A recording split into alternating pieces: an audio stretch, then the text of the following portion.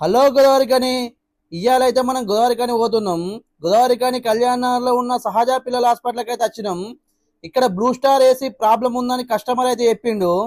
ఇక చెప్పిన వాళ్ళు ఏసీ మొత్తం చెక్ చేసి చూసిన ఏసీలోనైతే గ్యాస్ లేదు. గ్యాస్ లేదని కస్టమర్కి అయితే చెప్పి వర్క్ అయితే స్టార్ట్ చేసిన. గ్యాస్ ఎక్కడ పోయిందో అని పైప్స్ అని చెక్ చేసిన. ఇన్లెట్ దగ్గర అయితే డౌట్ వచ్చింది.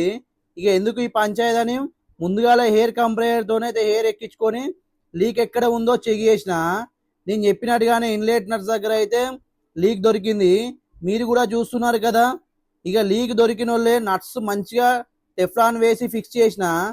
ఇక చేసిన వాళ్ళే ఏసీ ఫుల్ క్లీనింగ్ అయితే చేసి ఏసీ ఆన్ చేసిన. ఆన్ చేసి చూస్తే ఏసీ కంప్రెసర్ అయితే ఆన్ అవ్వట్లేదు. అగో ఇది ఎక్కడి కోసరో అని చెప్పి చూస్తానా. మనం కదా ఒక రోగం వచ్చిందని హాస్పిటల్కి పోతే 4 రోగాలు బయటపడ్డట్టు నా పని కూడా గట్టినే అయింది. ఇక అవుట్డోర్ మొత్తం ఓపెన్ చేసి చూసిన. కంప్రెసర్ దగ్గర టర్నర్ వైర్స్ అయితే కాలిపోయినాయి.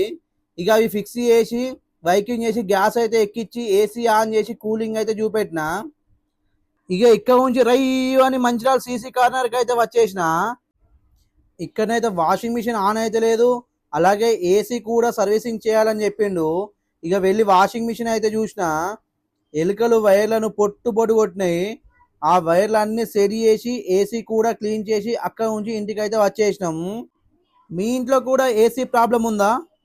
ఉంటే ఇక్కడ కనబడుతున్న నెంబర్కి కాల్ చేయండి. అలాగే మా ఇన్స్టాగ్రామ్ పేజీని ఫాలో చేయండి.